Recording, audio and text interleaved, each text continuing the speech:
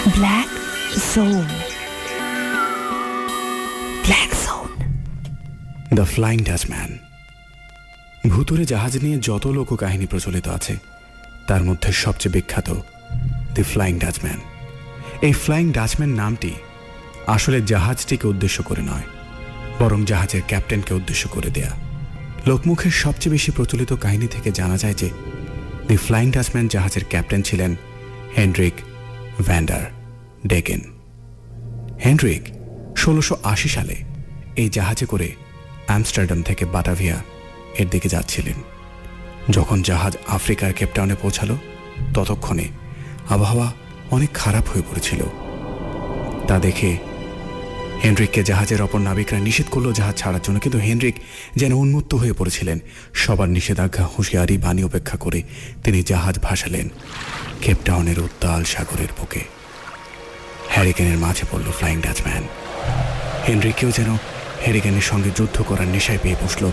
তখনও জাহাজের সব নাবিকেরা হেনরিকে অনুরোধ করছিলেন কেপটাউনে ফিরে যাওয়ার জন্য, কিন্তু তার যেন কোনো কথাই কানে গেল না। হ্যারিকেনের সঙ্গে লড়াই অব্যাহত রাখলেন। মাঝে মাঝে এতই বেড়ে যেত যে হেনরিক নিজেকে জাহাজের নেভিগেশন হুইলের সঙ্গে বেঁধে রাখতেন, যাতে ঢেউ তাকে ভাসিয়ে নিয়ে যেতে না পারে। এইভাবে ঝড়ের সঙ্গে যুদ্ধ করতে করতে হেনরিক সৃষ্টিকর্তাকে অভিসম্পাত করছিলেন যে যত বড় বাধাই সৃষ্টিকর্তা তৈরি করুন না কেন, হেনরিক থামবেন না যতক্ষণ পর্যন্ত না তিনি পৃথিবীর শেষ প্রান্তে পৌঁছান। এই অভিসম্পাতই হয়তো হেনরিকের জন্য কাল হয়ে দাঁড়ায়। তার এই পাগলামি দেখে নাবিকদের মধ্যে বিদ্রোহী দল গড়ে ওঠে এবং তারা জাহাজটি দখল করার প্রচেষ্টা চালায়। কিন্তু বিদ্রোহী দলের নেতাকে হেনরিক গুলি করে মেরে ফেলেন ও পানিতে তার লাশ নিক্ষেপ করেন। পরবর্তীতে জাহাজটিকে ঘিরে কিছু অংশে ঝড় স্থিমিত হয়ে যায় আর জাহাজের ওপর এক ভূতের আবির্ভাব ঘটে। সেই ভূতের আবির্ভাবের সঙ্গে সঙ্গে কোনো কারণ ছাড়া জাহাজের সব নাবিক মারা যায়, শুধু হেনরিক ছাড়া। হেনরিক দমবার পাত্র ছিলেন না। তিনি ভূতটিকে লক্ষ্য করে গুলি ছুড়তে চেষ্টা করেন।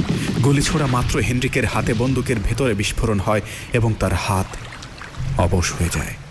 তারপরে হেনরিকের কি হয় তা জানা যায়নি, কেবল জাহাজটি ঝড়ের মধ্যে হারিয়ে যায়।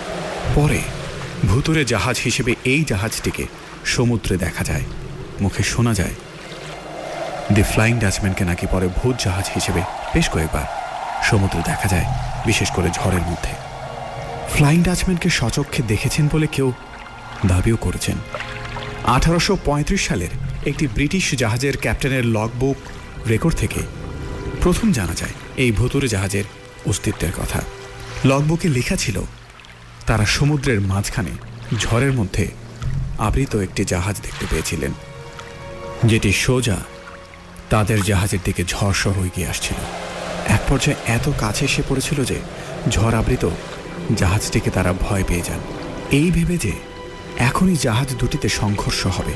কিন্তু হঠাৎ করে ঝড় সহ ভুতুরে জাহাজটি গায়েব হয়ে পড়ে।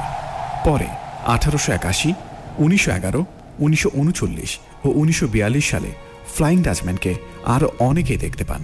সবাই একই বর্ণনা দেন জাহাজটির এবং বলেন জাহাজটি এক পর্যায়ে অদৃশ্য হয়ে যায়।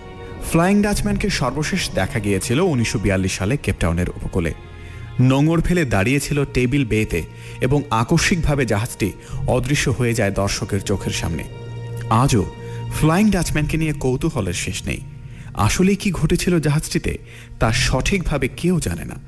আজও আফ্রিকার সমুদ্র উপকূলে অনেকেই জাহাজ নিয়ে যেতে ভয় পায়, কারণ সবার ধারণা ফ্লাইং ডাচম্যান অশুভ প্রেতাত্মা বহন করছে, যার সন্নিকটে গেলে যে কোনো জাহাজ ক্ষতিগ্রস্ত হবে। লোকমুখে শোনা যায় যে ফ্লাইং ডাচম্যান যেসব অতৃপ্ত প্রেতাত্মা বহন করছে তাদের আত্মা তখনই শান্তি পাবে যখন অন্য কোনো নাবিক তাদের স্থান ও দায়িত্ব নেবে। অনেক নাবিকরা মনে করেন যে ফ্লাইং ডাচম্যান সমুদ্রে কোনো অমঙ্গল বা ঝড় হওয়ার পূর্বে দেখা যায়, মানুষকে সতর্ক করার জন্য। Black zone.